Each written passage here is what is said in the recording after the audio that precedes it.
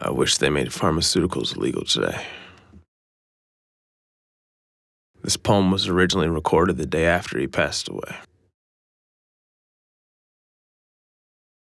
Aim. Take a deep breath.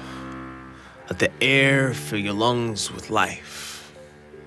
Hold it for a moment. Let only half of it out. Focus. And slowly squeeze the trigger. Granddad. You've never heard this poem. You will never feel this thank you caressing your eardrums, turning well-weathered spine, clasping your ribs with a death grip like that final hug goodbye with the final you, signifying the bipolar smile of a boy that was taught to love like a gunshot. Take aim. Focus. When in a relationship with someone with bipolar disorder, it is key to remember, yet so easy to forget, that the letter U, refrigerator magnet, can also effortlessly be substituted with a lowercase n. And better yet, with the assistance of periods, which can also be substituted with the dots of two lowercase i's that can all be used to erect a face, looking at you, displaying a mood you may not have intended to create. To my dearest grandmother, you, smiling.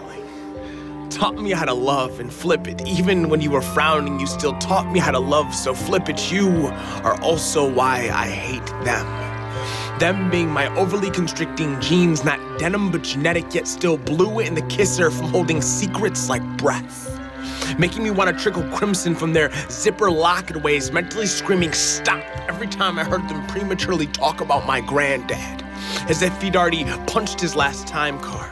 Replace that overly used couch broken into perfection for a ready-to-be broken-in casket to finally be rested in.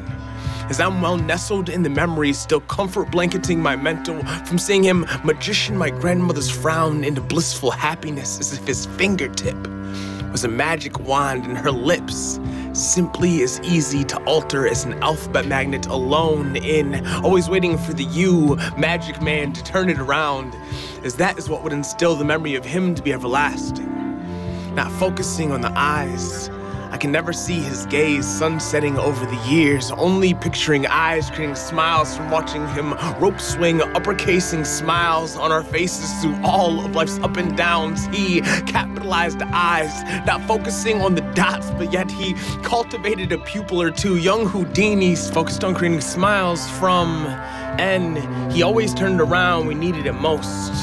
But now, I take a deep breath. I hold it for a moment, let only half of it out. I find it so hard to keep wanting, striving, working towards being you, that at times I just want to stay unprepared for this funeral tidal wake of memories, with my you being shattered into a past of window pane, rearview mirroring my smiles, and my grandmother being greatly concerned, inquiring if the reason I now push away women is because of her or because of my family, because I can only smile for so long before I say, well, yeah. I can hear you all forgetting him. Is that love? Is that what we strive a lifetime for? The until death do you part's true meaning? Becoming skinny jeans seen, seeing vows turning into a lifestyle, turning into just another trend. Making jeans with a G that much easier to rip in a pair of seams. I think they symbolize my loved ones. Hold it, see. I'm only letting half of it out, half of us now. Realize that bipolar and depression genetically run in our family, but so does pushing people away. Through life, we have shoved pills into gaps, into these little empty pockets within ourselves. But how many capsules does it take to truly feel regret? And why use that when you can get your hands dirty by getting to the bottom of yourself or others by digging it apart? I smile when I remember my grandfather teaching me to love over Remington pump-action 30-30 rifle. He says, aim. Let the air fill your lungs with life. But all I can do is picture leftover refrigerator magnets and fingertip magic wands, because his face in my mind triggers too much of an explosion in myself to harness. So I embrace the memory of his hands and hold it for a moment, letting only half of it out. When I now slowly pull the trigger on life decisions, especially in regards to love, I'll remember how his loved ones treated him. Like a quickly fading memory, a bullet so easy to push away and let that boom resonate over eardrums passed down that should have felt me saying thank you a long time ago. I'll vow to treat my child like the biological dad I never had.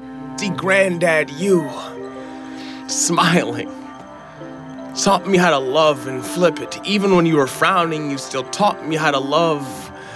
So granddad, you'll never hear this poem. You'll never feel this thank you caressing your eardrums, turning well-weathered spine, clasping your ribs with a death grip like that final hug goodbye. But I promise, before time fades and your grandson is settling into black, I will thank you, Magic Man, for teaching me how to perform life's hardest trick. To love the right way, unconditionally, before it's boom, gone.